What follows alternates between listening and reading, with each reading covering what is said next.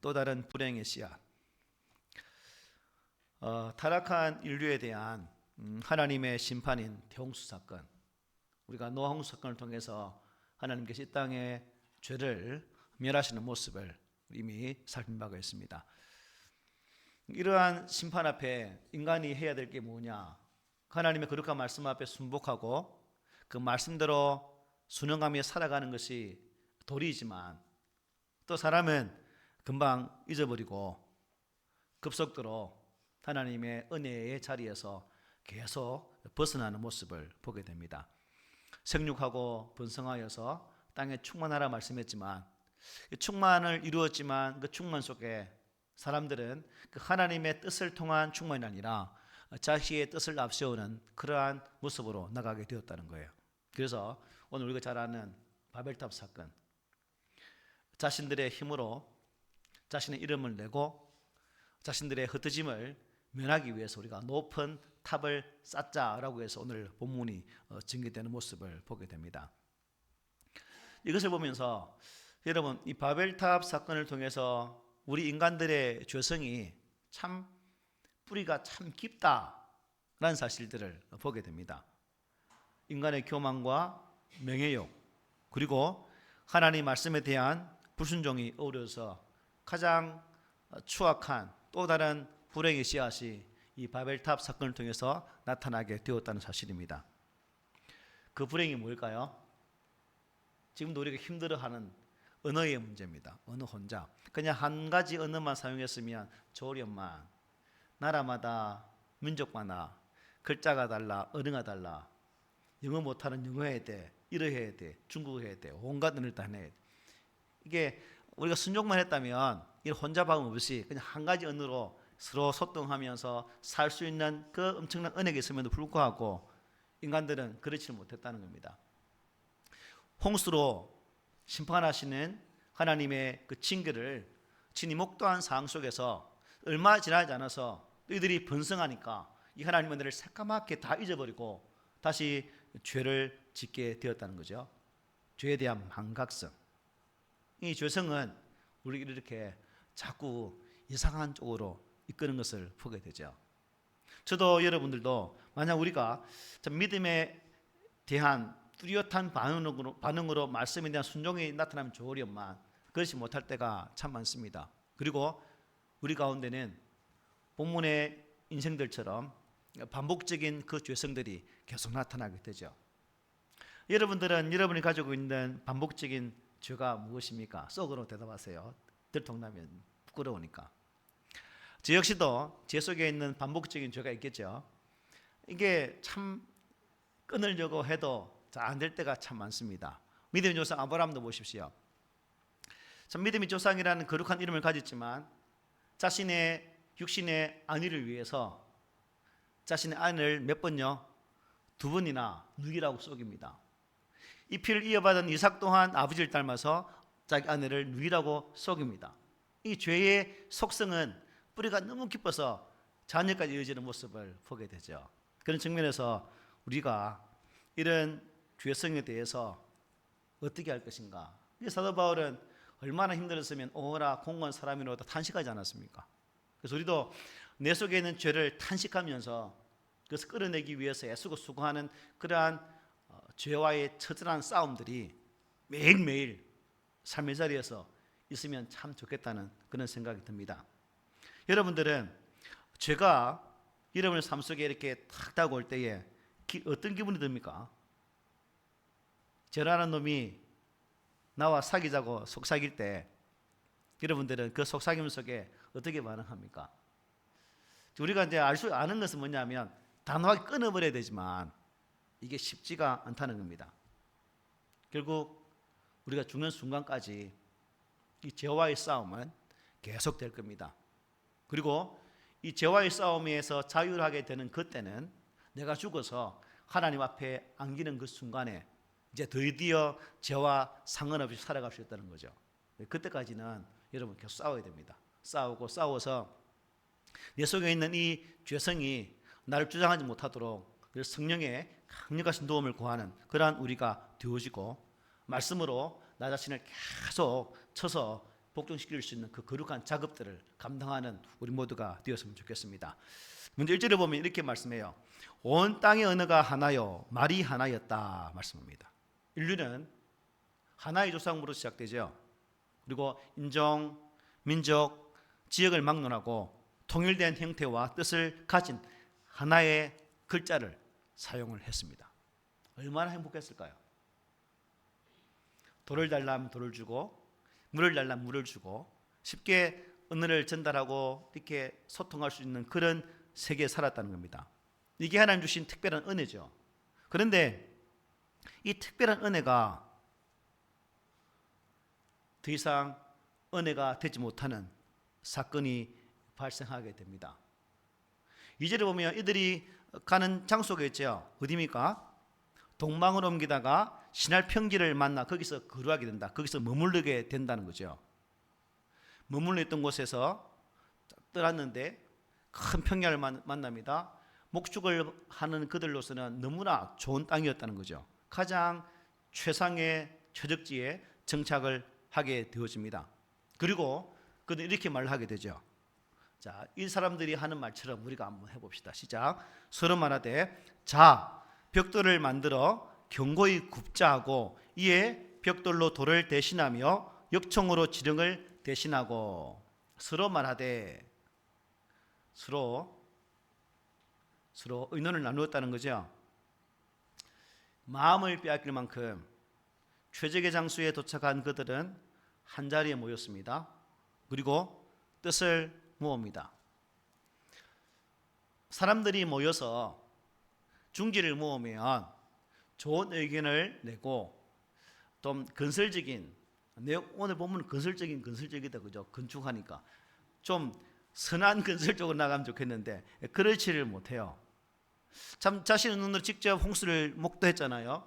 그리고 그 많은 죽음을 바라보고서도 숫자가 많아지니까 그들 속에 하나님을 잊어버리는 결과가 나옵니다. 여기 자, 이 무슨 의미일까요? 우리 힘을 모아서 시작하자라는 의미가 담겨 있겠죠. 그리고 견고히 굽자라고 말합니다. 자, 그 전에는 주로 건축을 하면 무엇으로 했겠어요? 돌이나 그죠?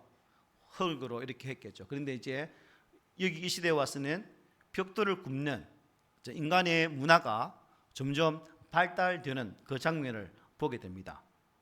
벽돌은 자연석을 대신하는 그러한 순간이 되는 오늘 본문입니다. 그래서 인간의 수준이 문명이 점점 높아지는 그 단계고, 그리고 벽돌과 벽돌을 연결하는 것을 무엇을 하죠? 역청으로 더 찐득하게 잘 붙어 있을 수도 있습니다. 그리고 사절에 또 이렇게 말합니다. 또 말하되 자 성읍과 탑을 건설하여 그 탑 꼭대기를 하늘에 닿게 하여 우리 이름을 내고 온 지면에 흩어짐을 면하자 하였더니 라고 말씀합니다. 우리 이름을 내고, 즉 우리 스스로를 위해서 이름을 새기고, 결국 이 말을 보니까 벽돌 하나하나에 어떻게 했다는 겁니까? 우리 한국 사람 잘 안 하는 거, 등산 가면 온 바위에 자기 이름 적는 것처럼 아마 그렇게 적은 것 같아요.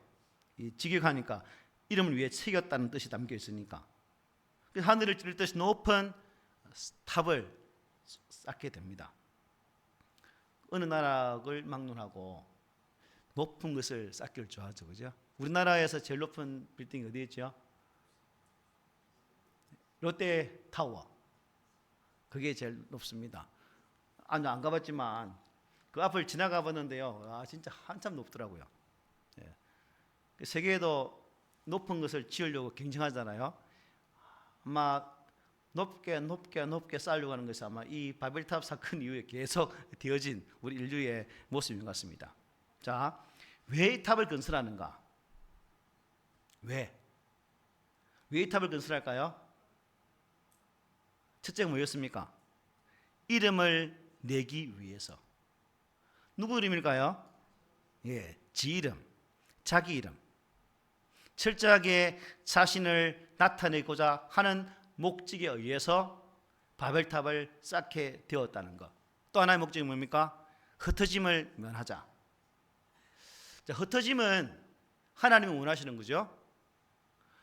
선교는 흩어짐입니까? 아니면 모이는 겁니까?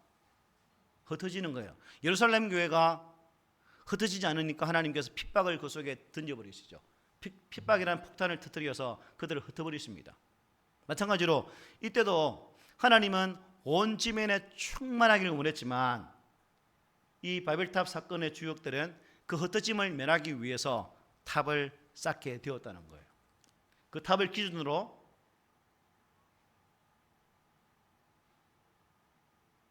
급해요. 집사 아프시면 약 드세요. 가서.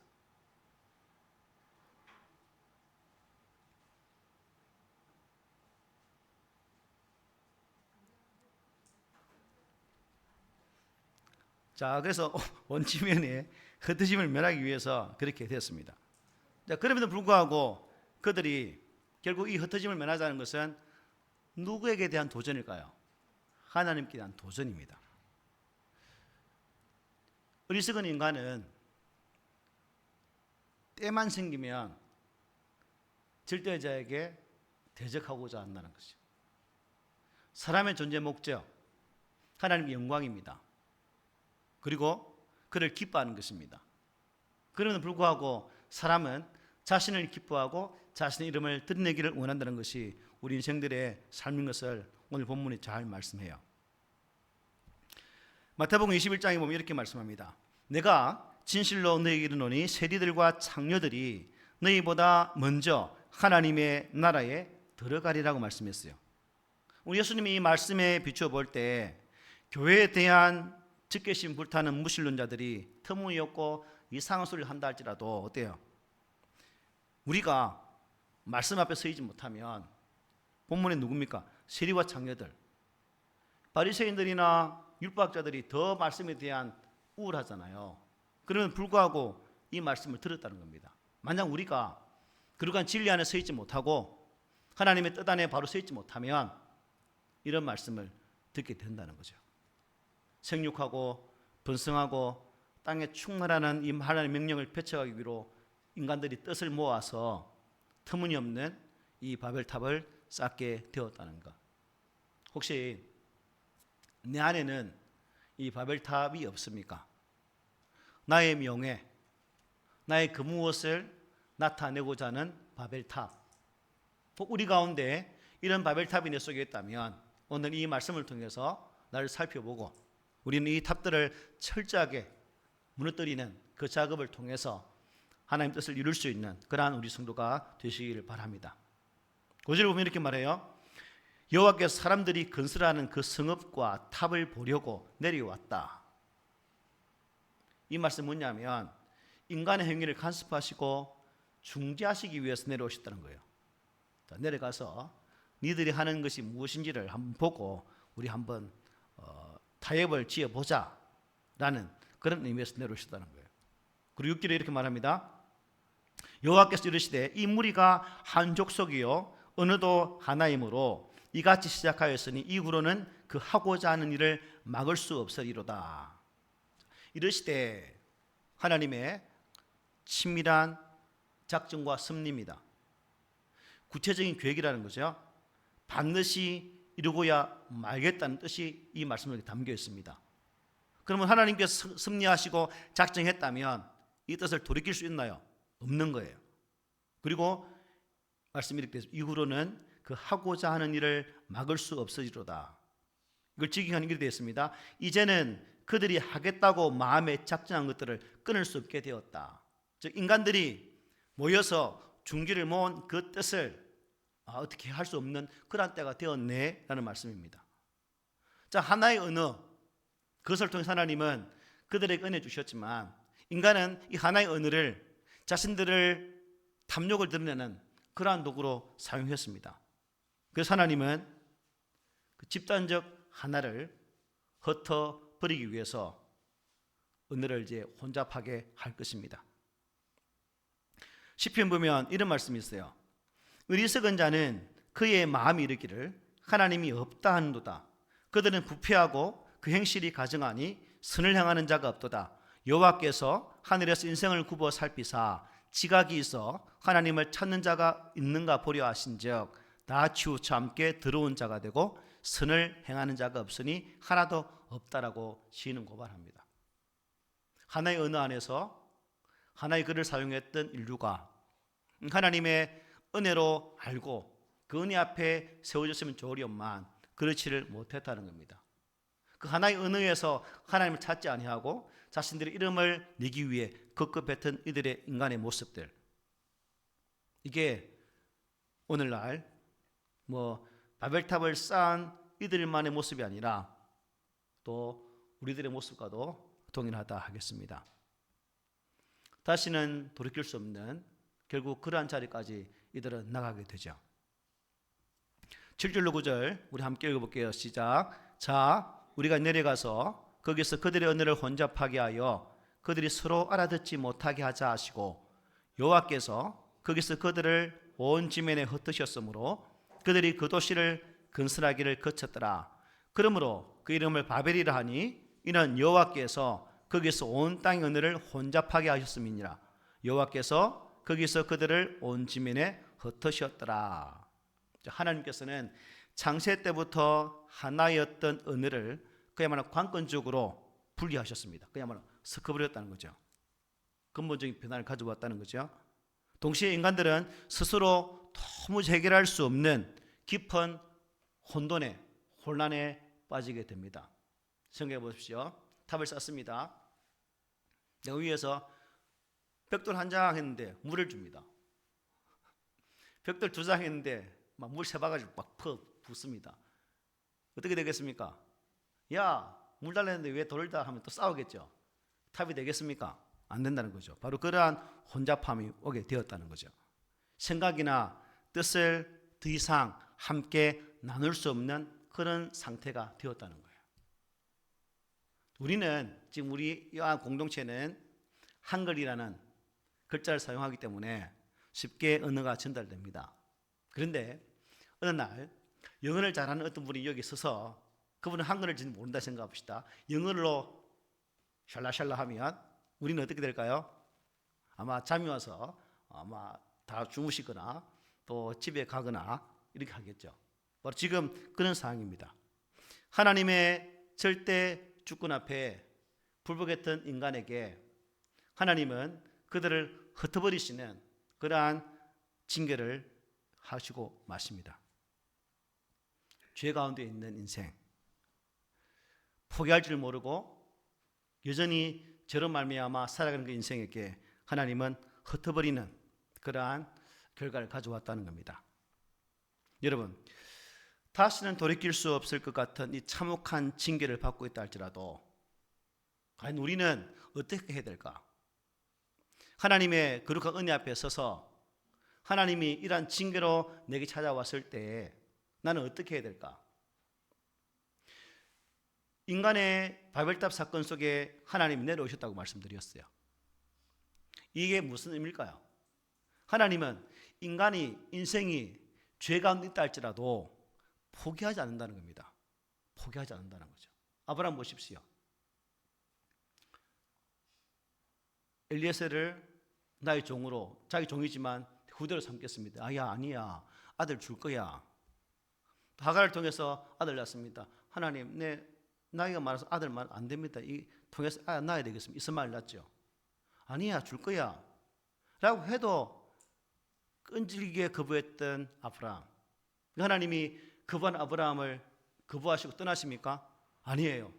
끝까지 아브라함을 만나주셨고 결국 그를 돌이켜서서 믿음의 조상으로 세워가는 작업을 볼 수 있죠. 다윗을 보십시오. 바나바를 취함을 통해서 정욕의 죄를 짓게 됩니다.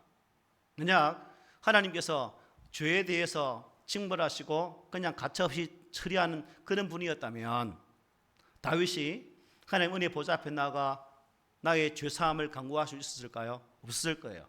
그러나 다윗 또한 하나님이 자신을 포기하는 분이 아닌 것을 알았다는 거예요. 바벨탑 사건 이 현장에 찾아오신 하나님은 오늘 우리의 삶의 현장에도 찾아오셔서 우리와 함께하기를 원하십니다. 내가 포기하지 않으면 우리는 기필코 하나님의 은혜 안에서 온전한 회복의 은총을 누릴 수 있다는 거예요. 하나님은 우리를 사랑하시고 저와 여러분들을 결코 포기하지 않으십니다. 인간의 반복적인 죄의 역사 속에서도 하나님은 그 반복되는 그 죄 속에서도 그 인간들을 버리지 아니하시고 결국 마지막 히든 카드로 아들 예수를 보내주셔서 인간을 구속하기를 원하셨다는 거예요. 우리 하나님은 죄인된 우리를 벌하시지만 그 벌하심을 통해서 완전히 없애지는 않으신다. 그리고 절대로 우리 인생을 포기하지 않으시고 당신 아들을 희생하기까지 하면서 우리를 사랑하시는 그 사랑을 볼 수 있다는 사실입니다. 그러므로 여러분, 내가 살아가는 삶의 현장에 여러 가지 힘든 부분이 있을지라도 하나님은 여전히 나에게 관심을 가지고 계시고 나를 포기하지 않는 사실을 믿음으로 확신하시고 더 담대한 신앙의 모습으로 살아가는 우리가 되었으면 좋겠습니다. 이사야 14장 24절 이렇게 말합니다. 만군의 여호와께서 맹세하여 이르시되 내가 생각한 것이 반드시 되며 내가 경영한 것을 반드시 이루리라. 하나님이 세운 것은 반드시 한다는 거예요. 또 14장 27절 이렇게 말합니다. 만군의 여호와께서 경영하셨은즉 누가 능히 그것을 피하며 그의 손을 펴셨은즉 누가 능히 그것을 돌이키라. 하나님이 경영한 것은 절대 어느 누구보다 막지 못한다는 거죠. 욥은 말합니다. 주께서는 못하실 일이 없사오며 무슨 계획이든지 못 이루실 것이 없는 줄 아오니 무지한 말로 이치를 가리는 자가 누구인가. 나는 깨닫지도 못한 일을 말하였고 스스로 알 수도 없고 헤아리기도 어려운 말을 하였나이다라고 욥이 고백하게 됩니다. 주님의 계획은 모든 것을 이름이 있다라고 고백했던 욥의 고백. 사단과 악의 역사는 우리 믿음의 성도들을 계속 유혹합니다. 그리고 우리의 마음속에 하나님의 은혜가 임하지 못하도록 지속적으로 방해할 것입니다. 하지만 우리가 그 방해 속에서도 나를 버리지 아니하시는 이 하나님의 은혜의 손길을 꼭 붙잡는다면 우리는 결코 그들의 유혹에 넘어가지 않고 당당히 승리할 수 있는 그런 자가 될 것입니다.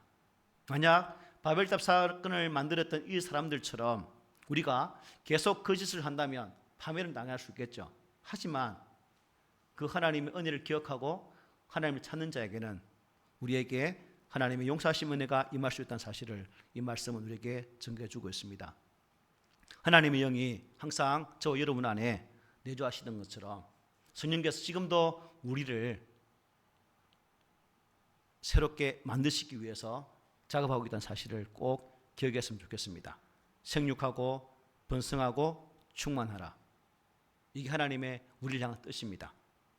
자신에게 주어진 하나님 뜻이라고 이것을 믿는다면 이제 우리는 나의 삶의 자리에 힘겨운 삶을 살지라도 이 말씀에 순응하면서 살아가야 되지 않겠습니까? 나를 통한 하나님의 거룩함을 드러내고 또 순종함을 통해서 은혜를 구할 수 있는 그런 삶, 또 지은 죄 때문에 징계를 받고 있는 상황일지라도 여전히 하나님은 나를 포기하지 않는다는 이 사실 앞에 우리가 감사하면서 살았으면 좋겠습니다. 여러분, 한 해의 출발점에 섰습니다. 그리고 우리가 달려갈 할 길이 너무나 많습니다. 360일이 남았습니다. 이 많은 날들을 우리는 누구와 함께 달려갈 것인가? 날 포기하지 않으시고 나와 함께 하시며 여전히 나를 사랑하시는 하나님의 은혜의 손길 앞에 붙잡힌 그런 삶을 산다면 우리 안에는 또 다른 불행의 씨앗이 아니라 하나님의 또 다른 은혜의 씨앗이 함께 할 것입니다. 이 은혜가 나의 삶을 주장할 수 있도록 오직 한 분 예수를 바라보는 우리 모두가 되시기를 오늘 말씀으로 부탁을 드립니다. 아멘.